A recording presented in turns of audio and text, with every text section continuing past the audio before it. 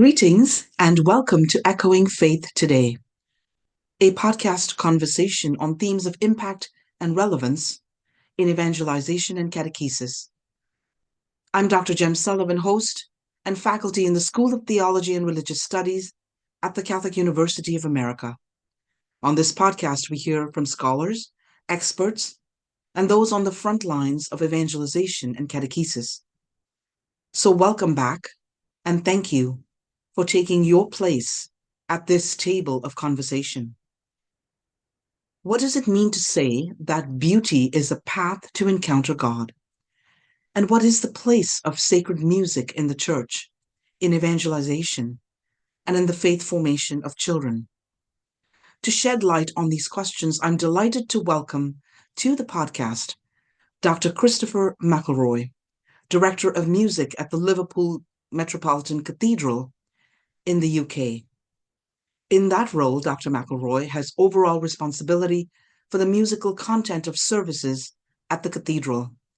He manages the music department and works closely with his colleagues over matters of content, planning, and development of the musical life of the cathedral. Specifically, he directs and trains the cathedral choir of lay clerks and children.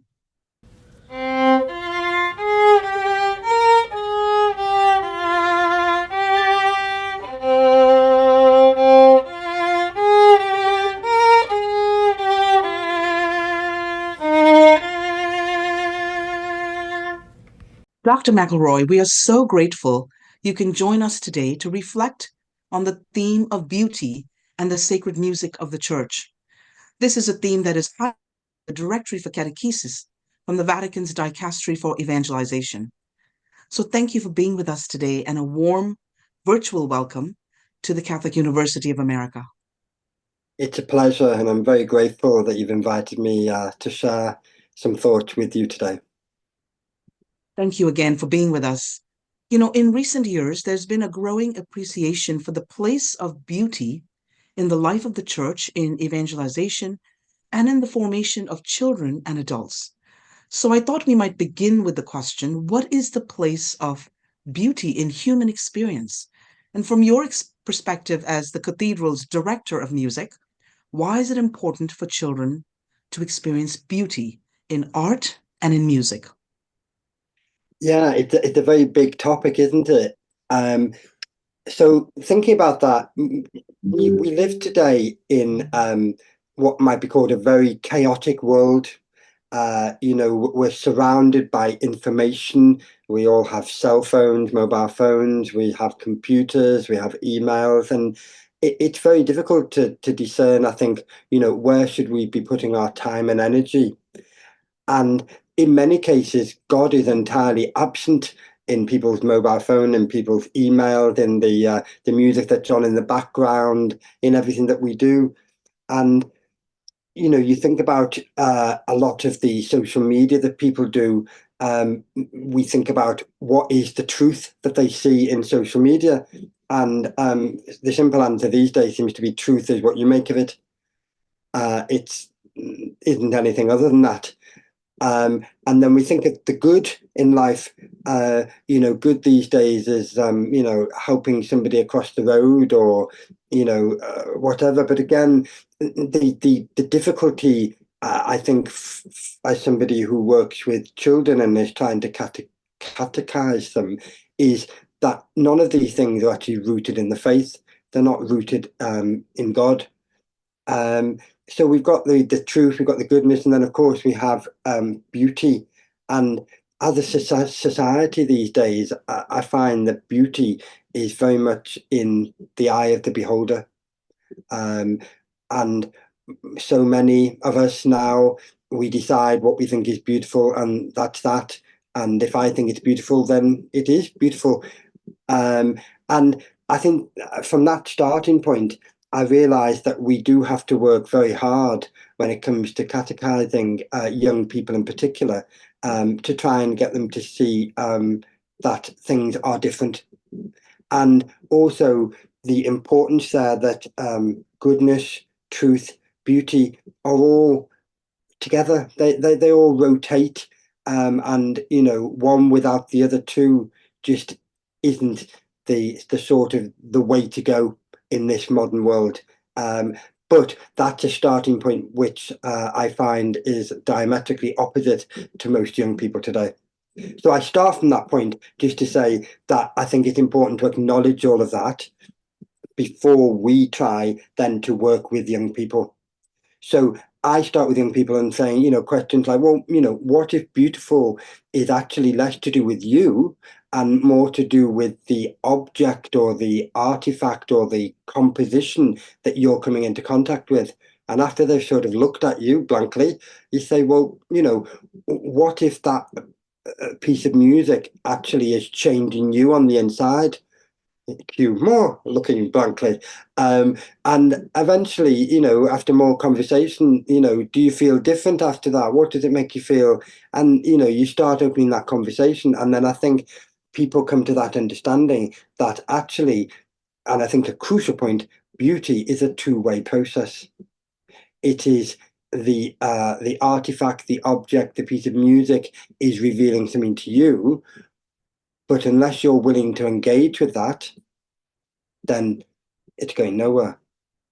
And then from a church point of view, from a religious point of view, that knowledge that God, the supreme creator, is at the root of the artistic experience, the object, the artifact, helps us to realize that that connection actually isn't with the particular object, the composition itself, but it is with the living God. And then that conversation, that engagement that we have is actually a religious awakening experience. But at the end of all of that, I think a very key point, and I've got a little quote here from the English Dominican Aidan Nichols, and he says, enthusiasm for the beautiful is mere idle talk when divorced from the sense of a divine summons to change one's life. So it's all very well engaging with the beautiful, but if all we do is engage with the beautiful and think, oh, that was nice, then it's kind of pointless. What we're actually seeking to catechize people to do is to engage with the beautiful because it will transform them into disciples, transform them into people who can transform this world into a godly place. So a somewhat long answer, but I think it's important to acknowledge where we start from and perhaps what we're trying to achieve, and then, to look at how that can be achieved. Thank you so much for really kind of starting with the principles, really starting with those, where do we begin, and for reminding us of the context, this digital continent, this digital culture that we're all immersed in, for better or for worse. A really important reminder that that's the context, especially for children, in which this question of beauty then emerges. And I really appreciate you leading us right to the objective nature of reality. That's what the encounter is not simply my own sentiment or feeling of enjoying something that's beautiful, but to actually be engaging objective reality. And I think that's really an important gift that we can give children, as it were, especially in this digital age where they're so immersed in, as you pointed out so well, social media, especially, that just it focuses them on their own subjectivity rather than the objective reality, obviously, of the highest reality, who is God. I really liked also the idea of beauty as a two-way process, that we have to be willing to step out of ourselves. It calls us out of ourselves to engage reality that is revealing something of the living God. So thank you for setting us on a good path here for our discussion, because these are important starting points, as it were, for any reflection on beauty. The Directory for Catechesis identifies 7 sources for faith formation today, and one of which is beauty. And I just would love to hear your thoughts on what's the significance of naming beauty as a source for the formation of children, youth, and adults in faith today. And this is the first time that a church document has actually identified beauty as a source for faith formation. What's the significance of that? Again, a little bit like answering the first question, then I try and start from the point of, what is the reality? And the reality, certainly here in the United Kingdom, I can't speak for in the US, but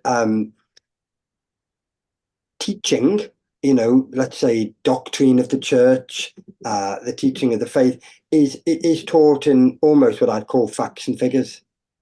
And certainly education, if you're doing math or you're doing English or science in school, it is very much, here are the facts and figures. You need to learn them. And then when you sit the exam, make sure you give the right answers. And that's obviously, not quite what we're interested in here. And beauty is not a defined set of answers. It's not a defined set of facts and figures. And the little phrase that I'm thinking of in my head now is, it's an invitation for the curious. And in this day and age, again, certainly in the English education system, we are encouraged to what we call differentiate between the children that we're, teaching. So, some children may be more, learners in one style and, in another style. But curiosity, I think, is a trademark of many children. So, thinking of the whole engagement with beauty as an invitation for the curious, I think is a really, is a way to go. So now I am, my day job is that I'm the director of music at Liverpool Metropolitan Cathedral, which is the largest Catholic church in the United Kingdom. For those of you who don't know it, it is a very large cathedral. It seats around about 3,000 people. It is not like any other English cathedral that you may have seen. It is, in fact, a huge circular shape. It was built just after the Second Vatican Council in the late 1960s, and the high altar is in the middle of the cathedral. The cathedral is built, certainly all the floor, in marble. Unfortunately, CNN, the American network, declared our cathedral to be one of the 10 ugliest buildings in the world. I don't happen to disagree with that. I don't happen to agree with that, I'm sorry. I do think it is a very good and beautiful building. And I think there's the key. When I bring visitors to Liverpool, and particularly to the cathedral, and I bring them into the cathedral, I've had to train myself that the first thing to do is nothing. The first thing to do is to just let people experience the building. My enthusiasm to give them the history of this, that, and the other needs to just wait. And it's very interesting because the visitors that come, whether they are from a religious background or a non-religious background, they nearly all say the same thing. They feel something. Now, the religious visitors, they will describe that something as being God. But the non-religious visitors still feel something. They can't necessarily articulate what they're feeling, but they feel it. And going back to my answer to the first question, that beauty is a two-way process. So you experience the building, and then the building somehow changes you. And I would hazard a guess that most of the people who visit our cathedral leave a changed person.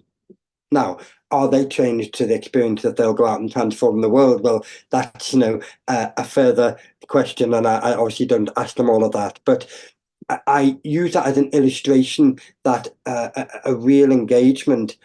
So I think that the Directory for Catechesis, by naming beauty as a source of formation, children, youth, and adults, well, I think that equally applies to children and young people. Because, when you come into our cathedral, because of the circular nature, we have stained glass windows around the cathedral. And as the sun completes its rotation every day, if it's a sunny day, which it isn't often in Liverpool, but when it is, the building changes colour. So in the morning, the whole cathedral can be bathed in a blue light. and actually it gives it a cool feeling. And when we're singing and there's that bathed blue light, the singing of the choir is very, very different to around about 3 or 4 o'clock in the afternoon when the cathedral is bathed in a very sharp red light. And I can't articulate to you what that difference is, but I know when I'm standing in front of the choir that they are singing completely differently. So that is, to me, the engagement with the building, and then that changes the singing. So again, I think that the two-way nature of beauty is absolutely vital, and I think that's a very good reason for the Directory of Catechesis identifying beauty as one of the sources of formation. Thank you so much. You've really given us something to think about in terms of our experience of sacred spaces. In your case, the Liverpool Metropolitan Cathedral. I will say I had the blessing of visiting the cathedral not long ago, and um, it was at the Good Friday service. It was about 3 o'clock in the afternoon, and the red light from those windows, um, with the singing of especially the children's choirs, really was transformative. I can't even describe it in words. So I know exactly what you're saying, that there's something about the physical space of our sacred spaces and how they interact with the sacred music. And how that is a true experience of beauty that transcends something that any one person can make, and that because it's truly something that is objective and true. So thank you so much for pointing that out. And I think each one of us can think about in our own parish churches or cathedrals having similar experiences. I was reminded, just going back to your earlier thought, your first comment about beauty as an invitation to curiosity of children, especially. And I thought about the sense of wonder, the natural sense of wonder and awe that children have, and we as adults, we tend to lose that, and have to regain it consciously, intentionally. I'm reminded of Dickens, his novel Hard Times, when in which he says he has the school, and the principal is Mr. Gradgrind, believe, and all he's going to teach the children is facts and figures, and there is no room for art, no room for music, no room for beauty. And I think that's exactly where we begin to see what happens when education is centered only on facts and figures. And it leaves out a huge um, dimension of a child's experience of curiosity and wonder and awe. So thank you really for reminding us of those important themes, and helping us to sort of reflect on them in light of this question. Um, the directory goes on to say that every form of catechesis or faith formation ought to attend to the way of beauty, the via pulchritudinis, since all beauty can be a path that leads to an encounter with God. You've already spoken about it a little bit here, but what does it mean to say that beauty is a path to encounter God, especially for children? Yes, it's a very wide question. I think a little quote to start. Oscar Wilde once said, "All art is useless," and I think there's a very good point. And it sort of leads in to thinking about this idea of utility and beauty. And as a musician, I'm going to see if I can illustrate that in a second. But before I do, just thinking from a human perspective, we're not just utility creatures. We like special things. We like things that actually leave us feeling satisfied. I often use the idea that if all you do is eat fast food every day, well, you're never going to really know what the taste of good food is like. But equally, if you only eat five-star food, 7 days a week, then, your diet's going to be too rich. There's definitely something of a balance. But I think the difference between utility and beauty, as I've said, is my day job as a director of music in a cathedral, and we sing mass 6 days a week. in the cathedral. We sing Vespers several days a week. We must get through 30 or 40 pieces of music every week. Um, and those pieces of music are recycled, so you might sing them once every 6-7 months, or if they're particular pieces tailored to a particular time of the liturgical year, then you may only sing them once a year. But you will constantly be coming back to them. So at Christmas there'll be certain pieces of music, or on Good Friday. So those pieces have got to, I think, go beyond being simply utility music, because each time you engage with them, going back to my idea about the two-way engagement, if the third or the fourth time you come to sing that piece, you're just getting nothing back, then it's almost like you've taken all the jam out of the pot. There's just nothing left. Whereas something that's got depth, something that actually will sustain you, will bear repeated use, will allow you to continue to engage with it. And so I do think that this difference between utility and beauty is a key issue. Now, in my experience, and I've been working with children and singing for 25 years, and I've never yet found a child that couldn't tell the difference between good and bad music. It doesn't matter whether it's Gregorian chant, Mozart, West End, Broadway, pop music, rap music, or Mendelssohn, or something in between. A child will instinctively know whether it's a good piece of music. And with our choristers, I give them a new piece they haven't seen before. They're sort of raising their eyebrows. We don't know this. They sing it through. You sort of working out what do they think.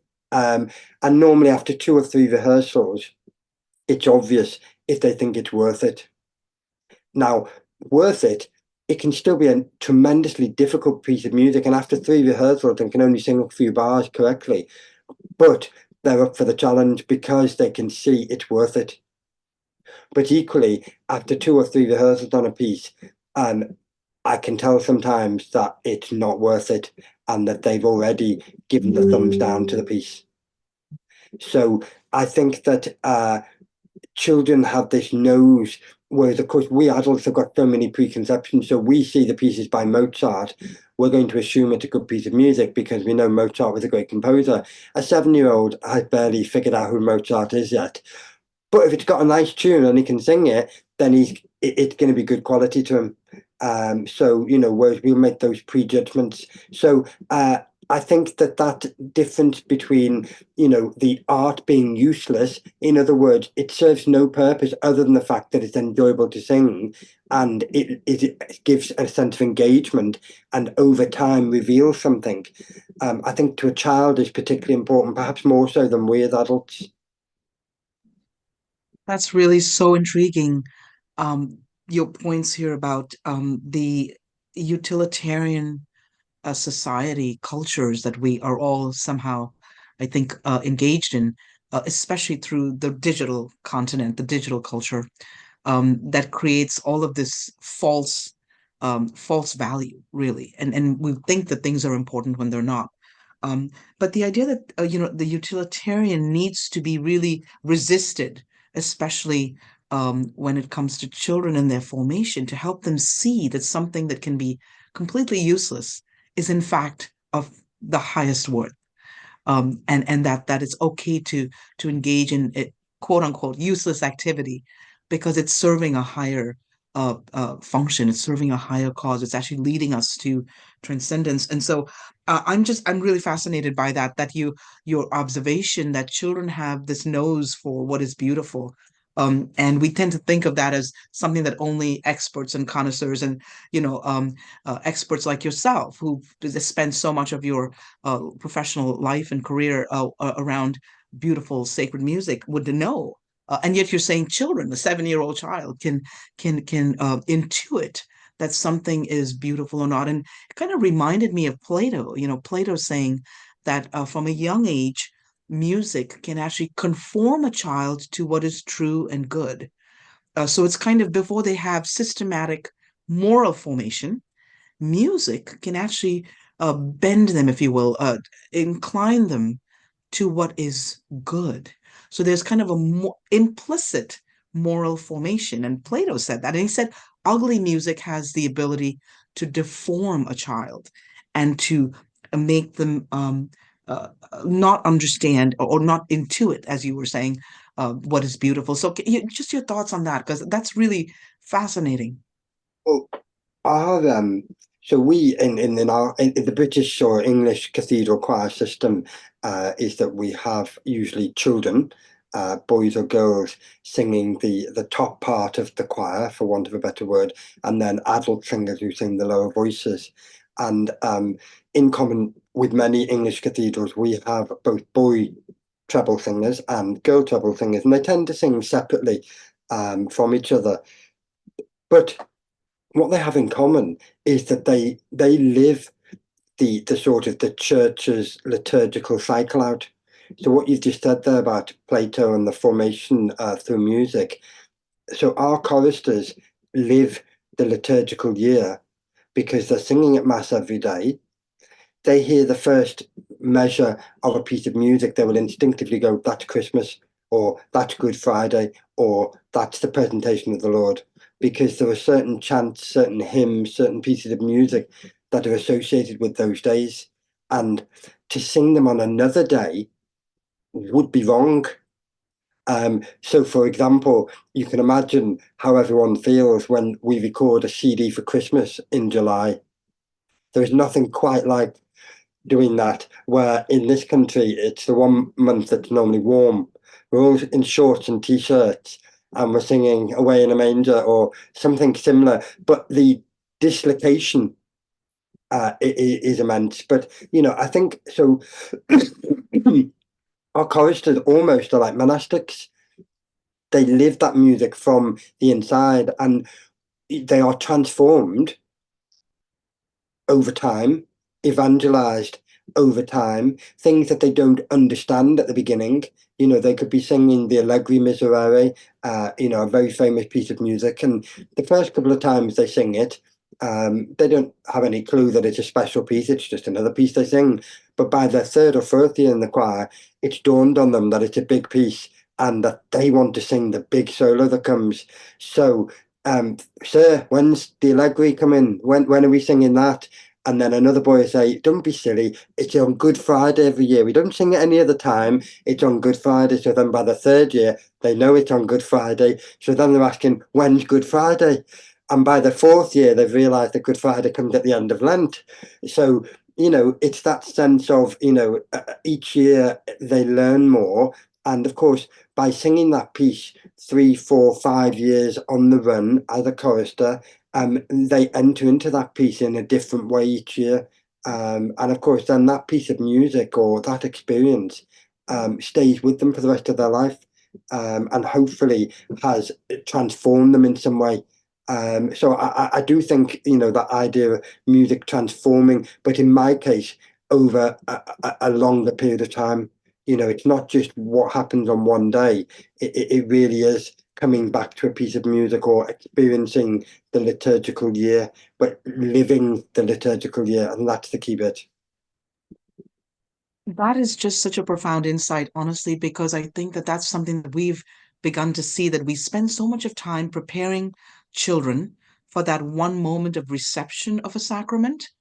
Uh, but what we should be doing is preparing them to do exactly what you're doing with your choristers, which is to actually be formed by their participation in the liturgy. Not obviously, not every child is singing in a choir, but their participation in liturgy should be formative in the way that you've just described. That through the sanctification of time itself, that is the liturgical year, the child's whole experience of time is somehow transformed.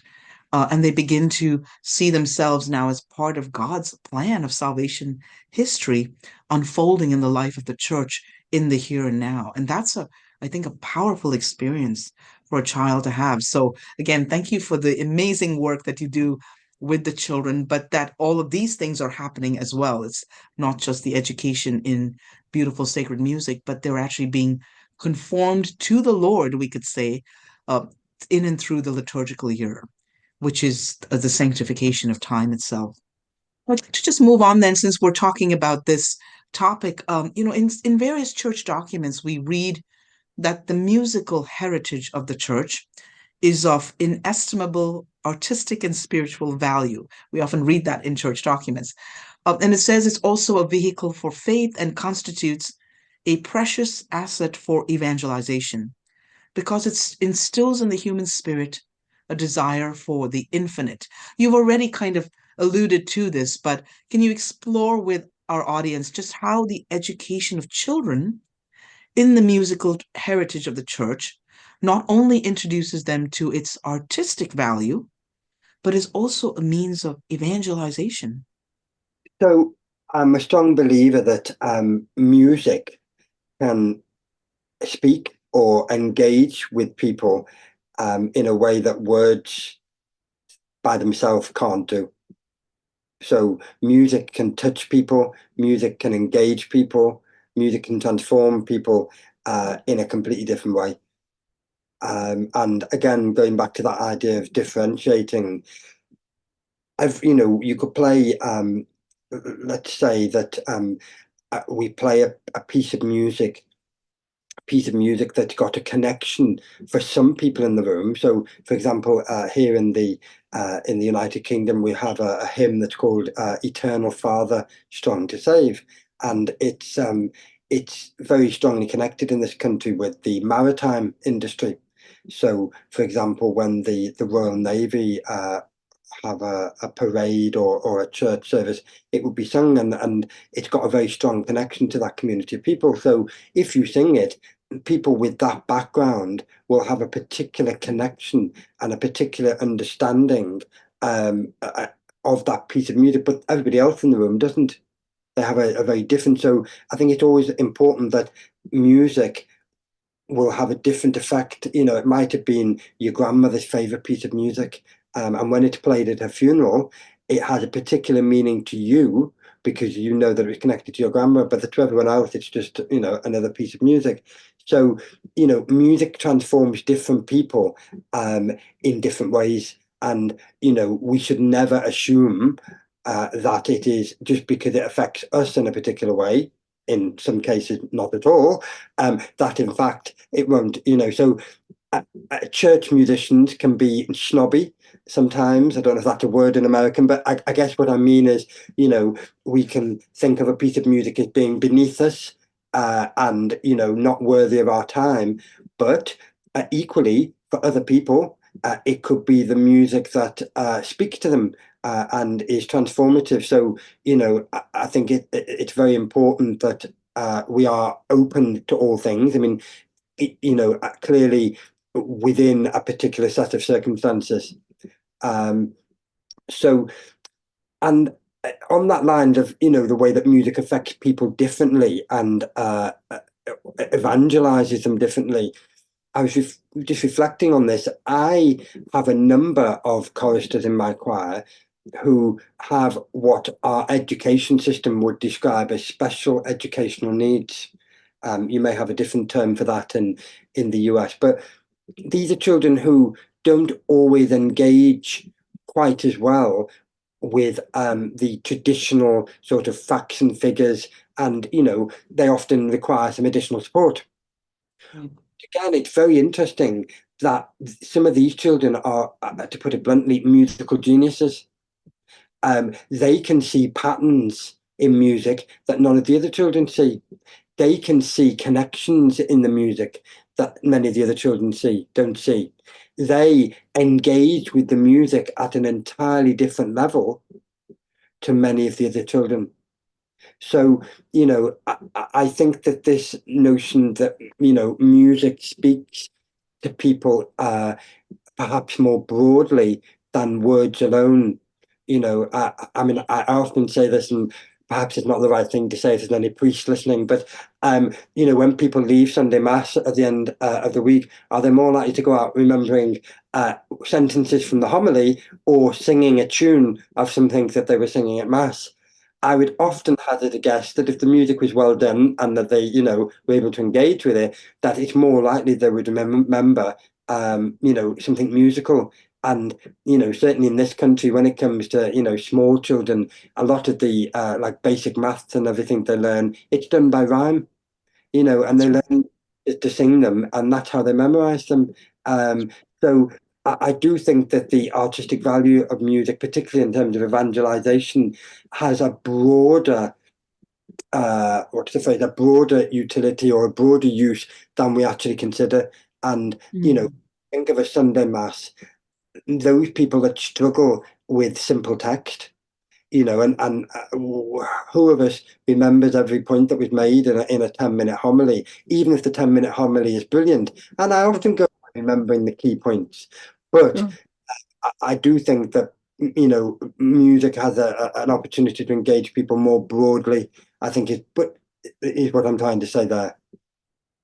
You're so right, though, about how music is connected to memory, and memory and of relationships. Music fosters and creates relationships ultimately.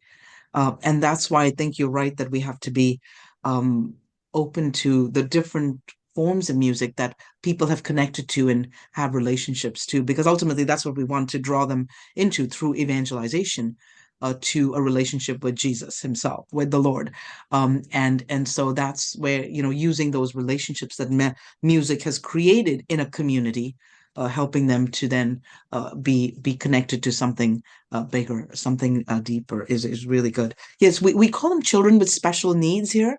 And that's really fascinating that you're finding in your work that those children actually have a more acute sense and patterns. That is fascinating. And it just tells us how, in fact, our education sometimes is just too narrow, too narrowly focused on facts and figures and memorization. When in fact it should be engaging all of those intuitive elements that children naturally bring to their learning. You mentioned about the artistic value of music and how it evangelizes. Another little thought, and this goes back to what I said earlier about the idea of art being useless, and we have utility and beauty. A concern that I have is that liturgical music in the last 40 years has to some extent fallen into the trap of being very what I call utility music. So priority is put on words and text, which is what we've just been talking about, rather than encounter. Some examples, the Sunday Mass, the liturgical documents encourage us to sing the Holy Holy, the Sanctus. Now, functionally, we can sing that to just about any musical setting. It doesn't actually need to have any musical worth. But hey, we've sung the text, we've done our job, we can give a tick. But the the nourishment, the sense of creating that moment in the Eucharistic prayer where we're uniting heaven and earth probably isn't really given any consideration. The Right. consideration, we sang the text, and that's all Yeah. that matters. Let's move on. Right. So there's one suggestion. Another one is the use of Latin. Now, in our cathedral, we use a lot of Latin, particularly singing. Um, and of course, most people don't speak Latin, so why on earth are we using Latin? Well, if you're asking the question why are we using Latin because nobody speaks it and therefore we don't understand it, well then you're right, we shouldn't be doing it. But we're reducing the music to utility music. In other words, it's only so that we understand it. What if that Latin music is 500 years old? What happens if it stood the test of time? What happens through that period of music that it can reveal something, that a piece of music from today's age simply can't. It can provide an engagement, a nourishment, a transformation. So in other words, that utility, beauty. And a third thought is what I call classic hymns.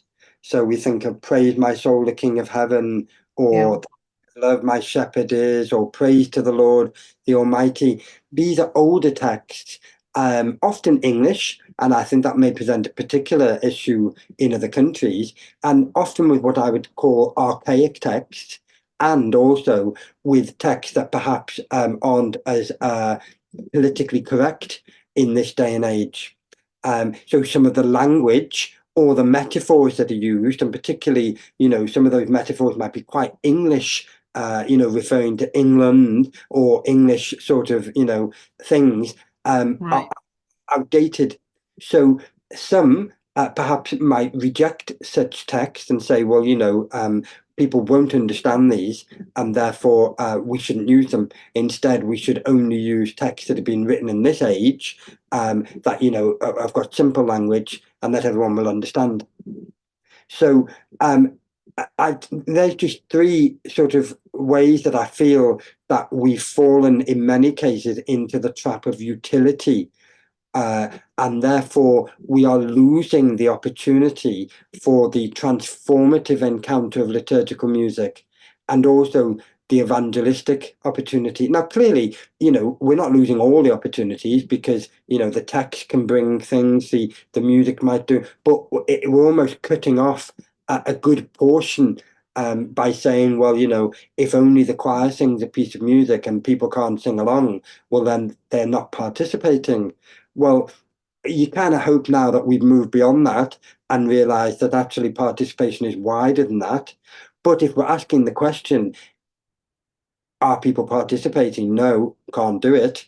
Then that's a very reductive question. If the question is, does this piece of music provide the liturgical congregation assembly with a transformative opportunity? Will it give them opportunity for engagement? Will it allow them to delve deeper into the mystery of the incarnation? Well, then maybe the answer is yes. And then, so maybe we're asking the wrong questions, is what I'm trying to say. I think it's going at this from a really important perspective that you're providing us in this reflection, is to think about that utility is not the only thing that matters. It's all of these other things. And as you pointed out, the earthly liturgy connects us to the heavenly liturgy. And isn't that what we want to be? Isn't that what every experience of the Mass should be, somehow preparing us for that heavenly liturgy, where we stand in the presence of God and sing the praises of God. The holy, holy, holy we're practicing now for what we will do for all eternity, isn't it?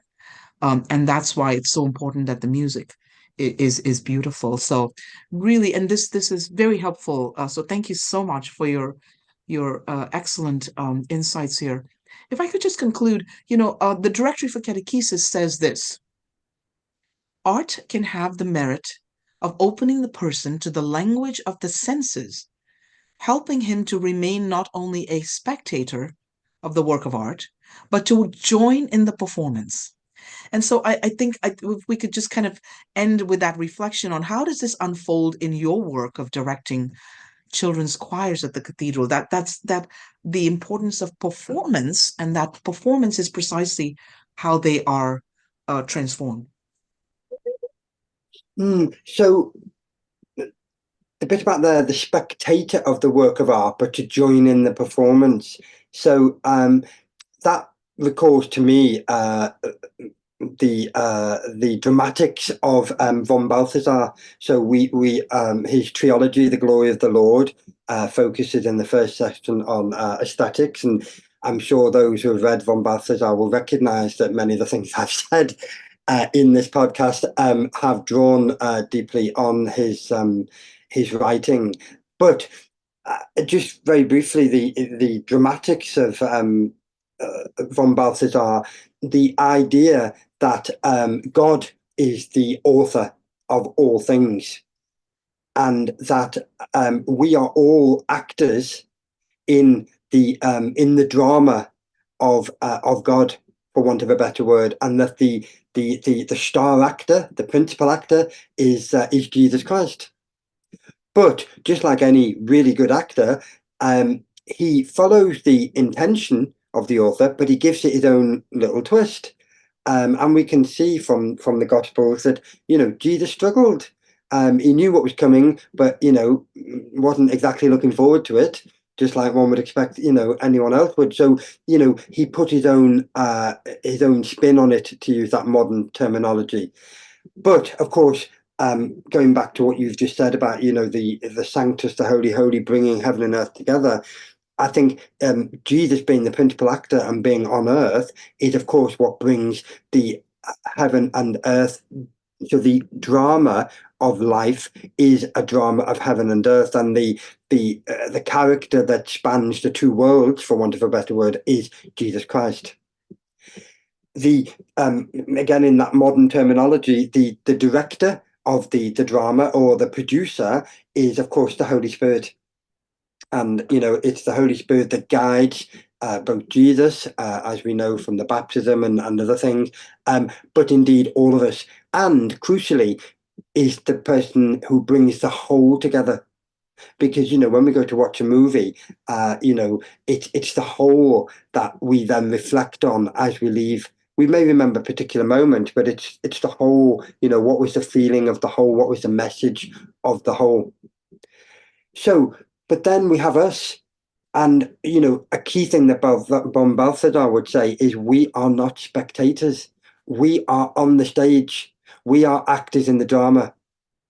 But there's a key element. We are actors in the drama who have freedom to make our own decisions. We can choose our own lines. We can choose how to deliver them. We can choose what to say. We can choose what not to say. So, as Shakespeare put it, all the world's a stage. So we are all involved in this drama, this drama of heaven and earth, and we have free will. And how we engage with this drama, I think, is the crucial bit. So going back to what you asked, you said that art can have the merit of opening the person to the language of the senses, helping them to remain not only a spectator of the work of art, but to join in the performance. So we are all in this performance, whether we like it or not. So how we engage, well, we have to be led, I think, to that engagement. Another little phrase from von Balthasar is this idea of developing the eyes of faith. So in other words, we start as a neophyte. We see things in front of us, but we don't truly see them. We just see, we walk into a church and we see some water in a marble basin. Now, what's that for? Is that for the birds to drink out of? So gradually in time, we come to understand that that's the baptismal font, and that is the way that we all enter into the church. When we first engage with a gospel, it needs to be broken open for us, and we need to have that meaning explained. And of course, all of these explanations, and as we come to understand, they change how we play our part as an actor. Music, the same, when a 7-year-old comes face to face with Mozart, they'll be like, oh gosh, but as it's explained to them, as they come to grasp it, as they come to understand it a bit more, then they're able to play their role in the drama. And over the course of their time as a chorist, over 3, 4, 5 years, that role will develop and they will engage more deeply. So I think this idea that we're all on the stage, like it or not, and how we choose to exercise our free will and engage. And, just like when we go to watch, let's say a play in a theatre, the backdrop, the set is an important element of it, or what we're watching on the television. So the things that we engage with in life, whether that's music, whether that's art, whether that's people, because a simple act of watching somebody else carry out an act could actually lead us to a deeper understanding. So I think that just about everything in the world has that possibility of being a way of beauty. Um, but it's understanding that we're, engaging with all of that, and understanding that, Jesus provides that, what's the word? He's the actor, the leading actor, and our support role is a support role, but we can model ourselves on the best actor, and play our role within it. And I think that's a very, particularly with a small child or a young person, it's a very good way of helping them to understand that, let the little children come unto me. They're just as important as, the Pope or, the King, because we're all on that same stage together with Jesus, who is the top of the shop. So, the hierarchy isn't there. And I think that's a great way for me to look at it, I, particularly with children, and that sense that we're all participating. That's so helpful, and a wonderful way really to conclude our reflections, because you reminded us that in fact the Holy Spirit is the director, as you said, and helps us to kind of experience what to make meaning out of what we experience in the liturgy, which is then because the Holy Spirit is the one who is called upon the bread and wine, and so the Holy Spirit is doing that same action, just as bread and wine is transformed into the body and blood of the Lord.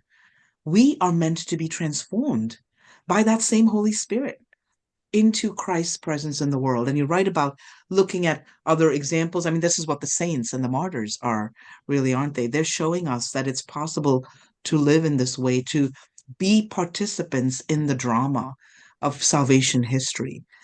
So really, you've given us some excellent, excellent points to reflect on. I'm so grateful. As we conclude, are there any other themes that you wish to comment on? I just, I think, that notion of a transformation by beauty, um, I can think of, Mr. Bean 20 years ago now, and I was visiting the Marian Shrine of Lourdes, which is in the Pyrenees region of France. And each night during the summer season, they have a torchlight procession, and literally thousands of people process round the domain, and you're singing various Marian hymns and chants. And then at the very end, after the blessing, there's a period of silence. And you've got 20,000 people all stood there with the candles in silence. And then they played this piece of music. There was a choir singing. Uh, and it was the moment in my life that just completely transformed me. And the piece of music must have gone on for 10 minutes. And I was just spellbound. And I must say, for virtually the whole 10 minutes, there was silence amongst those 20,000 people. And that to me gives that experience of your before and after. Your life before it and your life after will never be quite the same. Now, that piece of music was a piece by a composer called Gorecki, and it's called Totus Tus, I Am All Yours, Mary. And when I went away and did a little research on it, it was written for when Saint Pope John Paul II went on his first visit back to Poland, his homeland, after becoming the Pope. And and I realized what a symbolic meaning, with the whole communist background of Poland, etc., that must have been in Warsaw, in the square. And so I think that we are all should be open to that possibility of a transformative experience through beauty. And even a seasoned musician like myself, can be struck by a particular piece of music. And, I think it's so important to be open to that, and, not just to think, everything's the same. There are those possibilities, and they do transform us, and they do lead us to God ultimately. And I think that's just something that we should all be open to. Thank you so much. And I've been to Lourdes. I know exactly what you mean in that courtyard there. The chant, the singing of the Marian hymns is really a profound experience, and it's through the beauty of the music that one is now, through devotion to Mary, is led to Jesus. And it's that wonderful way in which the beauty serves again as a path to encounter the Lord. So thank you so much, Dr. McElroy, for sharing your insights on music as a privileged means to encounter God. You've given us a lot to think about. I know our audience will be inspired to continue to reflect on many of the themes that you've raised today. I'm so grateful you shared this time with us today. I know this is a busy time for you at the cathedral, so very grateful for that. Our prayers and best wishes for your ministry at the cathedral, and my best wishes to all the wonderful, gifted children choristers there. Thank you very much. Thank you very much.